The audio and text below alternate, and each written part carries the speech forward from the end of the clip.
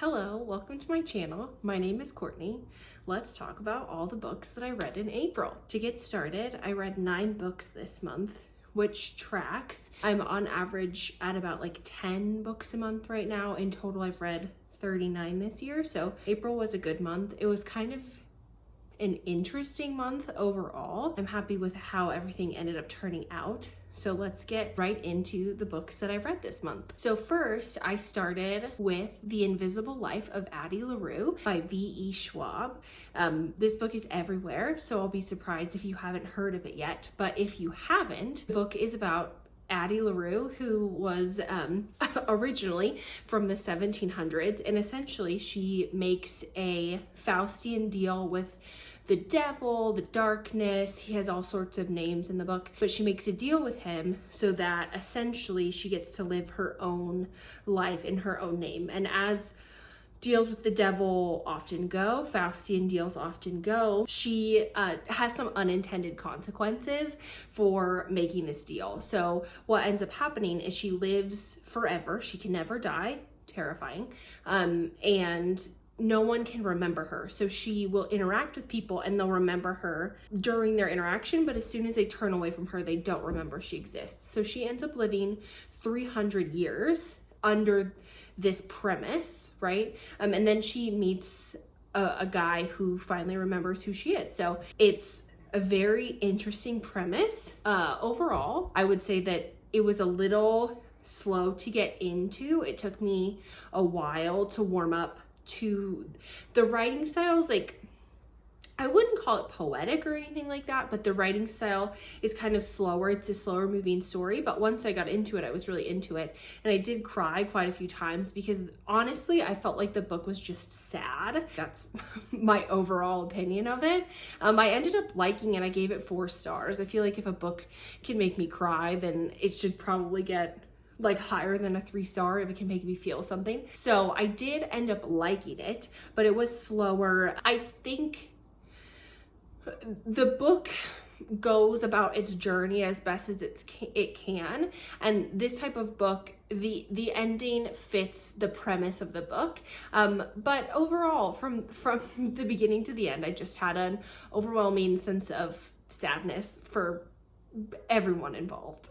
Next, I read the first book in the Lord of the Rings trilogy. So I read The Fellowship of the Ring by the one and only J.R.R. Tolkien. I didn't actually read it. I listened to it. I'm not really a fantasy girl. I have a hard time building out a world in my head when I'm reading, so I don't usually gravitate to fantasy, but it's a classic. I'm trying to expand my horizons. As mostly a romance person, I feel like it's time to extend past what I'm comfortable with, and this definitely pushed the limitations of what I'm comfortable with. If you don't know the story of The Fellowship of the Ring, I'm going to tell you a little bit about it. Essentially, it's the story about Frodo taking a ring on a journey. That's basically it. Frodo and his hobbit friends, Gandalf's there, a bunch of other people are there. It's just how it goes.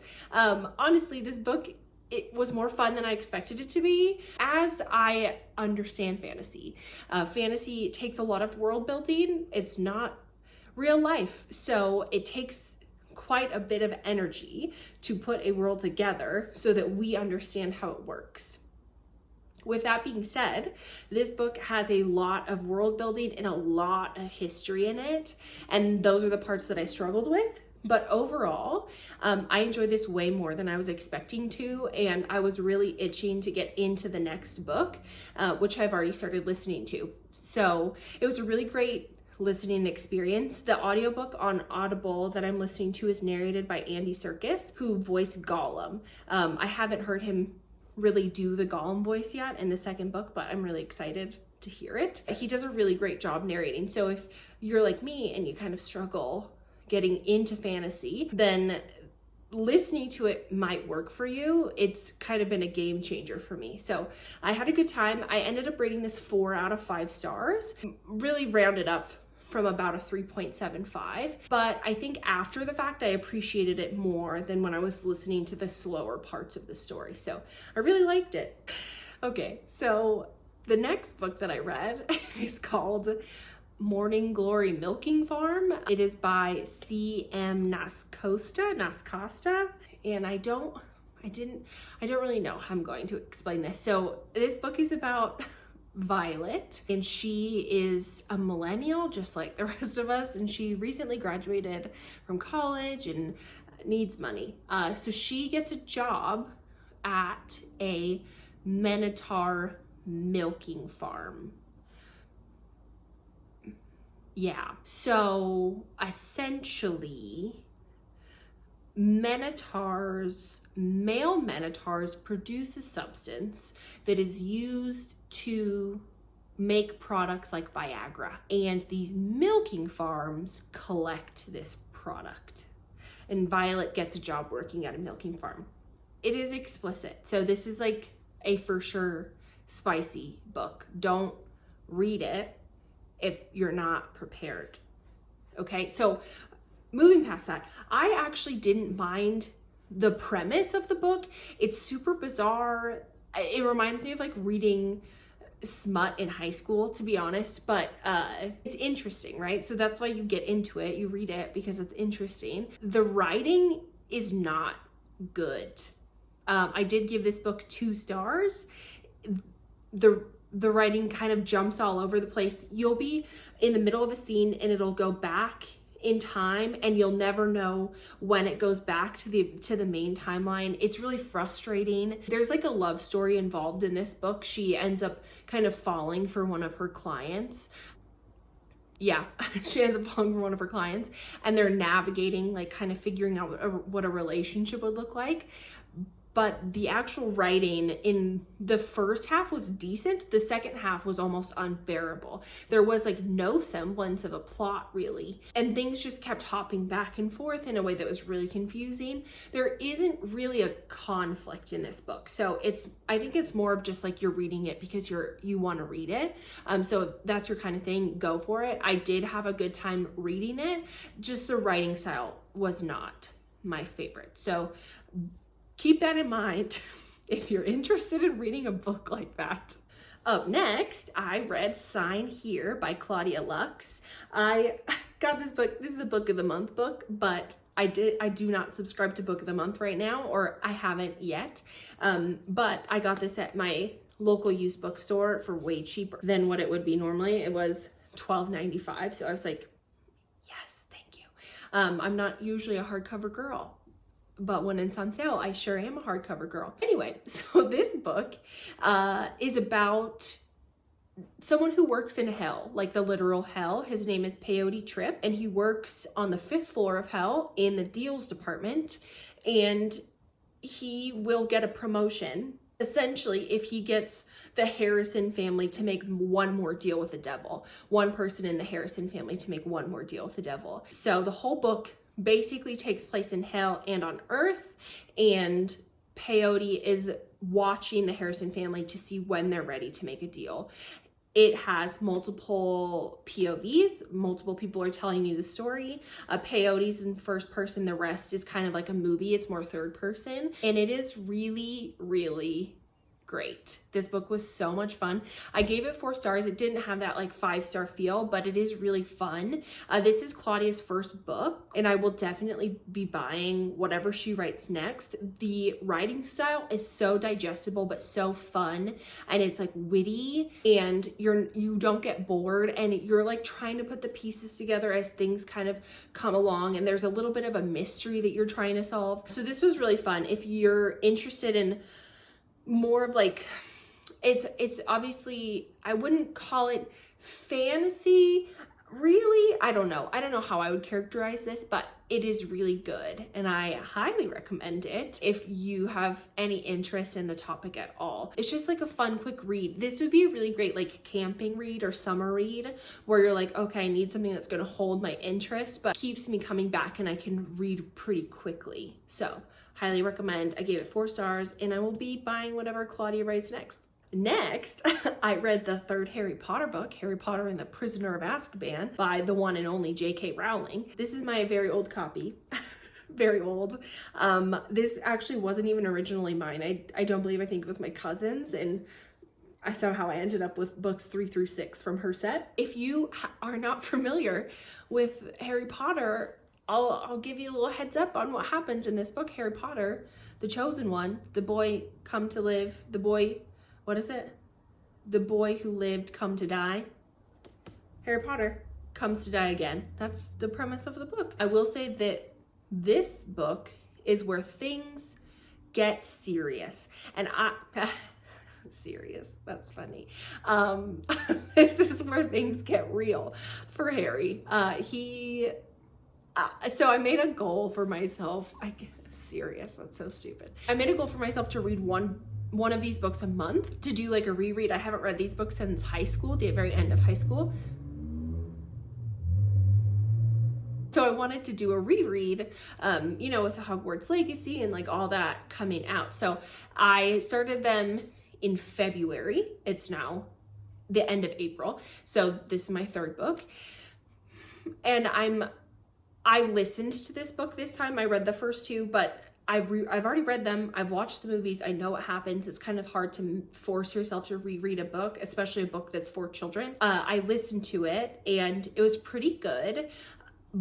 But I know that after this book, people start dying. People we care about start dying. Things start happening that aren't very nice. And I don't love that. I don't love when people die in books. And I know that it might be a little bit silly, but it is how I feel. So I'm a little scared. I might take next month off and not read the fourth one just to like prolong it. I can't. Cedric, I can't, you know? So we'll see how it goes. But I did have a good time. I don't rate these because I'm an adult reading a children's book. Like, it would be disingenuous to give it a 5-star, and I don't want to. So yeah, I read this book. I liked it. So then I picked up Get a Life, Chloe Brown by Talia Hibbert. This book came out like a couple of years ago, and for some reason I was really hesitant to pick this up, but I did, and I loved it. This is my favorite book of the month. I had such a good time with it. The book is about Chloe Brown, and she is chronically ill. She has chronic pain. She has like a near-death experience right at the beginning of the book, and that kind of prompts her. So you can probably hear my cat eating his food. Don't pay any mind to it. So at the beginning of the book, Chloe almost gets hit by a car. Yes. And she, in the moments that she is having this near-death experience, she, like, her life flashes before her eyes and she's not proud of the life she's lived. So she chooses to make this list to like rebel against her chronic illness kind of, and like show it who's boss. And so she moves out of her family home, gets her own apartment, and runs into her building manager, Red, this superintendent. Handyman. He's the handyman. And they butt heads. This is like a enemies to lovers, but they're not really enemies, you know, a disagreeers to lovers, if you will. So they meet, they initially don't like each other, but then Chloe enlists Red to help her like complete this list. It has things like ride on motorcycle, hook up with somebody and not care about it, like that kind of thing. So they kind of embark on this journey to like help Chloe get a life. Red is a super sweet character. He has his own kind of issues. He was a painter that went through his own life before running into Chloe. So, and now my cat is scratching on the chair. Good job, buddy. So they make this kind of interesting couple, you know, and I really liked this book. I really liked Red. I really liked Chloe. The third act conflict I thought was perfect for who the characters are. I feel like they both ended up like triggering each other in a way that was really believable, and I just love it. There's also, oh, this is what really got me. There's this section in the book where they are emailing each other as Chloe is helping Red with something. And the way that they're emailing each other just like took me back to reading YA books where you would like be kind of in like a pen pal situation and they would like correct you on something so you would overcorrect back. It was so fun. I could not stop reading this book. I really, really liked it. So because of that, I actually went out and bought the other two books right afterwards so I could read them all in a row. But this one ended up being my favorite, and I'm really happy that I read it, and I'm really happy to have discover Talia Hibbert and read more of her stuff as she keeps writing. Like I mentioned, as soon as I finished Get a Life Chloe Brown, I went out and bought Take a Hint Danny Brown and Act Your Age Eve Brown. So I picked this one up right after. I obviously read them in order. So I read this book in a day. I bought it in the morning, finished it at night. This story covers Danny, who's kind of like witchy vibes. She's like an academic, kind of witchy. She always wears black. She has shaved head, and she just sounds so cool. And at the beginning of the book, she kind of makes a wish to meet her perfect, like, friends with benefits. Danny's not interested in being in a relationship at all. And then something happens and she ends up entering into like a fake dating situation with her friend that works at the college that she works at, Zafir. What's his name? Zafir Ansari.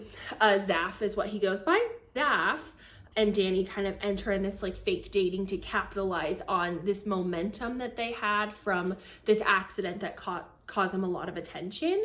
They enter into a fake dating and it's just fun. This book talks about anxiety. Yeah, I love Zaf so much. Like the whole book, I was like, I love you. You're the best. He's like an ex-rugby player. Honestly, I struggled a little bit with Danny. She is not the most likable main character. Neither was Chloe, and neither is Eve, to be honest, which I don't have a problem with at all. I just wasn't a fan of the way Danny would treat people sometimes. But I did really enjoy it. I gave this one a 4-star. I gave Get a Life Chloe Brown 4 stars too, although I did like Chloe's story a little bit better. And in the last of that little trilogy, the little Brown sister trilogy, we have Act Your Age Eve Brown. This is about the youngest Brown sister. This is Eve, and she essentially is like very flighty. That's how you would describe her. She has had like every career in the book, and she never sticks to it for more than 6 months and ends up getting kicked out. She ends up getting kicked out of her family home. She doesn't get kicked out. Her parents end up cutting her off and saying like, you need to prove to us that you can be a real adult. So she overreacts just a little bit and runs away and drives away into this like small town where she sees a job posting for a cook or a chef at a bed and breakfast. So she goes and interviews it, and that's when she meets Jacob. What's his last name? Jacob Wayne. She meets Jacob Wayne at the interview and they clash. It's like another enemies to lovers, disagreeers to lovers, sunshine. Really sorry, not sunshine. What this book really is Grumpy Sunshine. Jacob grumpy, Eve sunshine. And you experience that. The other thing about all 3 of these books is they're all in third person, which is not my preferred, but it's like third person where it feels like you're getting one or the other's perspective. So in each of them, you're getting the main character's perspective and the love interest perspective, and it flips back and forth, although it is third person. And they're both really fun. Jacob, I really like Jacob in this one too. He's another fave. Actually, I like all 3 of the boys a lot. It's the sisters that I struggle with a little bit. But I really liked Eve. I thought that this was really fun. She ends up working at the bed and breakfast under kind of interesting circumstances. And they just get to know each other. I don't know what else to say. The third act conflict in this, I wasn't a big fan of. So if you've read them, let me know how you felt about it. I do like Talia Hibbert's. The conflicts feel small in size, and I like that. I like that they're overcomeable, and it's not like nobody, attempts murder on someone's parent. You know what I mean? Like, it's not dark romance at all. Very contemporary, and I really like that. So they are spicy. They're spicy books. I would say about like 3 or 4. If you read romance, there's a couple of tells, I feel like, for me personally. There's tells when I'm like, okay, this is going to be like a interesting spice kind of book. All of these are kind of that like 3-star and up interest. You're not getting a lot of scenes, but the ones you do get are not run-of-the-mill kind of like fade to black or even like detailed out. They're not average. I would say Danny's is a little bit more so, but Chloe and Eve are a little bit more on the interesting side. But it's really fun. I like all three of them. I gave them all 4 stars. So if you're interested in like a quick, these are also great summer reads, spring and summer. If you're interested in kind of a quick set of books to just really get into and feel like you know basically a whole family, this is a really fun set. And last but certainly not least, I read The Housemaid by Frida McFadden, which is all over everywhere, and luckily I had it on Kindle Unlimited, so I was able to read it for free, well, for however much I pay for Kindle Unlimited. And this book is about Millie, who is an ex-convict who gets hired to be a housekeeper for what are their names? Nina and Andrew. I can't remember their last name. It's like something Winchester. We're gonna call them Winchesters. It might not be. It's a W, but it might not be Winchester. But she starts working as the housekeeper. She gets hired as a housekeeper. She very quickly becomes called the housemaid or just the maid. So she gets hired under this because essentially she doesn't have a lot of options. She just got out of prison, and so she gets hired to keep this fancy rich family's house.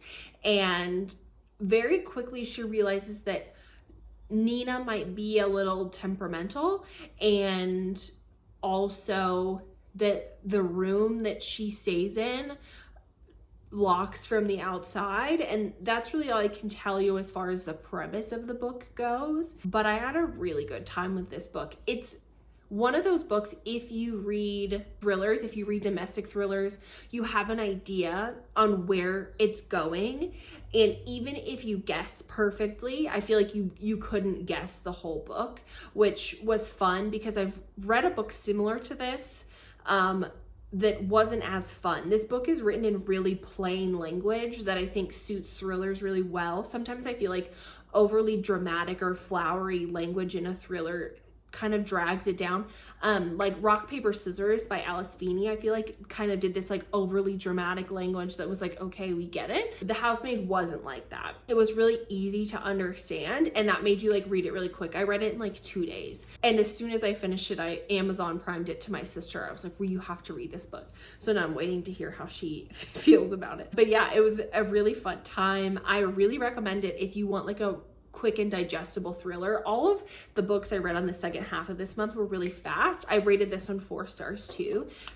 So yeah, that's the last book that I read. Overall, I would say that this was an interesting book month for me. I had no 5-star reads, which I don't remember the last time that happened, but I kind of like it, and I feel like I've like earned good karma points, and next month I'm gonna have just a ton of 5-star reads. I mean, Emily Henry released a new book. I'm gonna read ACOTAR. I'm excited to see how that all goes. So I feel like this month I hedged my bets. I went from 2 to 4, a kind of a run-of-the-mill average, no 5s, no 1s, but I feel like I'm earning the 5-star juju. I'm earning the good karmic reading points. So I'm very excited. But I had a really good reading month overall.